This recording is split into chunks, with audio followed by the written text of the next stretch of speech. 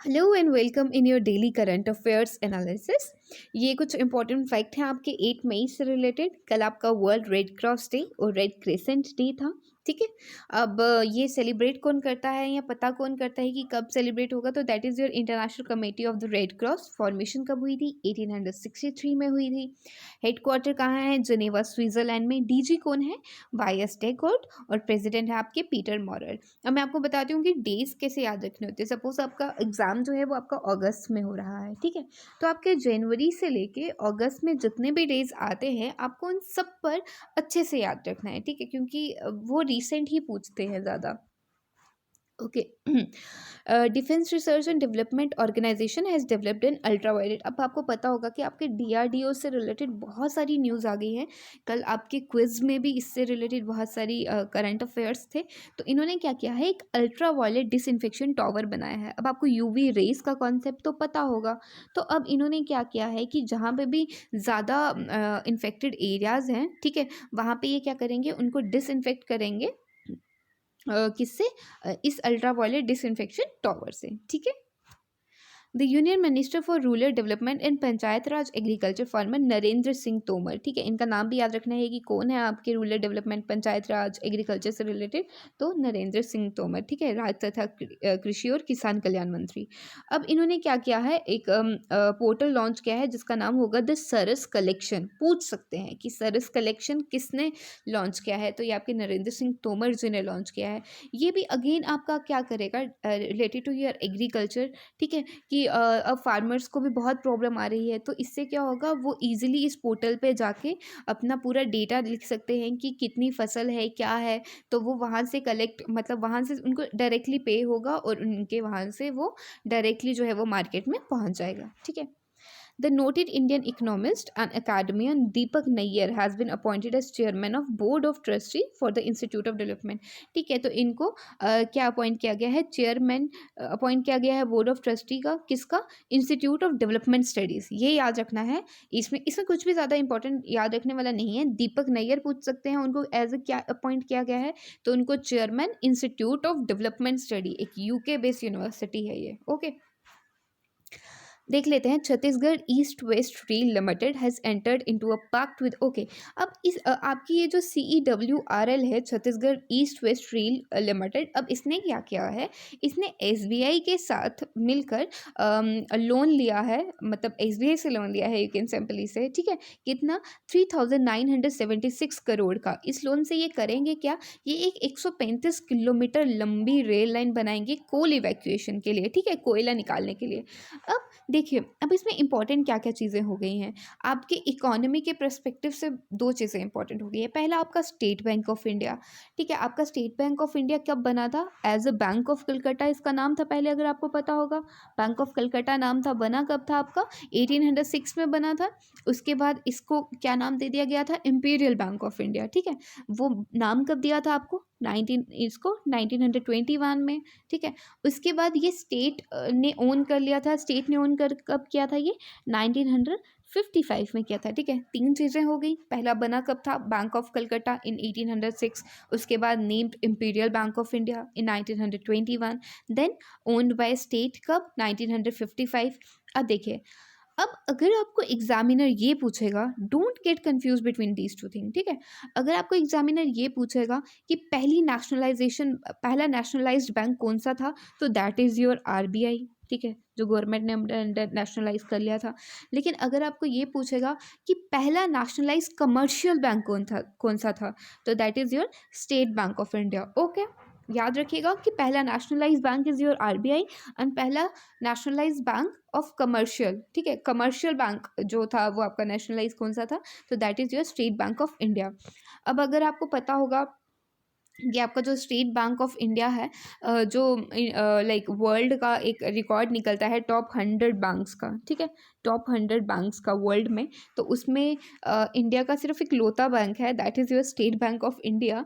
और जिसको I think 55th rank जो है वो मिला हुआ है। पूछ सकते हैं, ठीक है। इस साल के सर्वे में ये आया था कि इंडिया को कौन से नंबर का रैंक है, तो इंडिया का रैंक जो है वो 55th रैंक में है, ठीक है। तो अभी आप सोचे कि हमारी इकोनॉमी इतनी बड़ी है, लेकिन उस हिसाब से हमारा सिर्फ एक बैंक जो है वो वर्ल्ड रिकॉर्ड में है ना। ओके, और क्या था इसमें इम्पोर्टेंट? हाँ, अब आपको पता होगा कि लोन जब गवर्नमेंट देती है ना? अगर आप जब आप अपना आगे टॉपिक्स पढ़ोगे, जैसे सपोज़ आप फिस्कल पॉलिसी या बजट वगैरह में पढ़ोगे, तो अब आपको पता होगा कि जब गवर्नमेंट लोन देती है, तो लोन देके गवर्नमेंट क्या कर रही है? गवर्नमेंट एक्सपेंडिचर कर रही है, लेकिन ऐसा एक्सपेंडिचर कर रही है जिसमें एसेट्स तो क्रिएट हो रहे हैं, लेकिन आपकी लायबिलिटी कम हो रही है, ठीक है? अब देखिए, एसेट्स कैसे क्रिएट होंगे? अब लोन देगी तो ऑब्वियसली इंटरेस्ट भी वापस मिलेगा ना, तो गवर्नमेंट की इन्वेस्टमेंट कहाँ हो रही है? अच्छी जगह हो रही है ना, तो ये क्या है? गवर्नमेंट की समहाउ इनकम ही है ना, ठीक है? तो ये छोटी-छोटी चीज़ें ध्यान में रखनी है। US president Donald Trump nominated as Indian American attorney Sarita Komati Reddy as a जज to a federal court in New York, ठीक है? तो इनको federal court in New York based जो है उसका जज बना दिया गया है, ठीक है?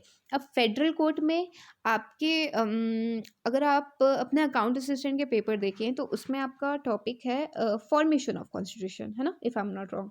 फॉर्मेशन ऑफ कॉन्स्टिट्यूशन में आपको बैकग्राउंड पढ़नी पड़ेगी, क्राउन रूल, कंपनी रूल, वो सब, है ना? तो अब उसमें आपको ये पता होना चाहिए कि फेडरल कोर्ट कब इस्टैब्लिश हुआ था। आपका फेडरल कोर्ट कब इस्टैब्लिश हुआ तो आपका 1926 में था, लेकिन किस एक्ट के अंडर आया था? तो ये आपका गवर्नमेंट ऑफ इंडिया एक्ट 1935 के अंडर आया था, ठीक है? पूछ सकते हैं फेडरल कोड किस एक्ट के अंडर आया, क्योंकि अब फेडरल कोड न्यूज़ में आ गया है, तो हो सकता है कि बैकग्राउंड से रिलेटेड पूछ लेते हैं। तो आपका गवर्नमेंट ऑफ इंडिया एक्ट 1935 में आया। फॉर्म्ड कब हुआ? मतलब होता है ना कि हम पहले किसी चीज़ की परमिशन दे देते हैं, फिर फॉर्म्ड होते-होते like it took so many years ना। तो अब फेडरल कोड कब इस्टैब्लिश हुआ एक्चुअल में? 1926 में। वहीं अगर आपका आरबीआई की बात करें तो वो भी properly establish government of India act 1935 के अकॉर्डिंगली ही हुआ था, ठीक है? उसका बिल जो है वो पहले आ गया था, एक्ट जो है वो 1934 में आ गया था, लेकिन उसकी इस्टैब्लिशमेंट कब हुई? 1935 में, okay? The Abu Dhabi T10 tournament, which is being endorsed by some of the top cricketers, including England's World Cup winning skipper Ian Morgan, will be held in the capital of ये कहाँ पे होने वाला है आपका? United Arab Emirates में। कब होने वाला है? नवंबर 19 से 28 में, ठीक है? तो याद रखिएगा, यूनाइटेड अरब एमिरेट्स में होने वाला है ये, ठीक है? Dubai expo 2020 world fair will be postpone. तो अगेन आपको पता है कि कोविड-19 के चलते बहुत सारी गेम्स पोस्टपोन्ड हुई हैं, ठीक है? तो वर्ल्ड फेयर भी पोस्टपोन्ड हो गया है। कब होगा? अब अक्टूबर 1 2021, ठीक है? अब वही न्यू कोरोना पैंडेमिक की वजह से तो आप देख लीजिए बहुत सारी चीज़ें। ओके, ये अगेन एक पोस्टपोन की ये है कि वर्ल्ड स्विमिंग चैंपियनशिप जो फुकुओका में होने वाला था जापान में, अभी वो फ़िलहाल पोस्टपोन्ड हो गया है। अब कब होगा वो? मई 13, 29, 2022 को। ये लाइक किसने कहा है? लाइक किसी की ऑथेंटिसिएशन होती है ना, तभी बाहर आती है न्यूज़। तो ये आपका इंटरनेशनल स्विमिंग फेडरेशन ने कहा है, तो दैट इज़ वेरी सिंपल। आपको स्विमिंग का है तो उसकी स्विमिंग फेडरेशन ही बोलेगी। आपको ये पूछ सकते हैं कि जो पोस्टपोन होने वाला है वो होने कहाँ वाला था? तो that is your Fukuoka, Japan में, ठीक है? The e-commerce platform Flipkart has appointed Sriram Venkataraman as Chief Financial Officer. तो इनका नाम याद रखना है, वेंकटरमन, चीफ फाइनेंशियल ऑफिसर इनको अपॉइंट कर दिया है फ्लिपकार्ट कमर्स ने, ठीक है? तो फ्लिपकार्ट का ही अब आपको पता है कि मिंत्रा जो है कहीं ना कहीं इसी का पार्ट हो गया है। Okay, Brazilian President Jair Bolsonaro has appointed Ronaldo Alexander de Souza as a new Director General of Federal Police. तो सॉरी फॉर द प्रोनाउंसिएशन, नाम ही कुछ ऐसे होते हैं इनके। इनको न्यू डायरेक्टर जनरल अपॉइंट कर दिया गया है। न्यू डायरेक्टर जनरल अपॉइंट किया है फेडरल पुलिस का, ठीक है? तो फेडरल पुलिस, अगेन हमने फेडरल कोर्ट पढ़ा, तो यहाँ पे आपका फेडरल पुलिस है, तो ये नाम थोड़े से आपको याद में रखने हैं। ये कल के कुछ क्वेश्चंस हैं जो आपको सॉरी क्विज में पूछे थे, लेकिन स्टिल आपके कवर नहीं हुए थे, तो हमने सोचा कि एक एक करके ये भी कवर करेंगे, ठीक है?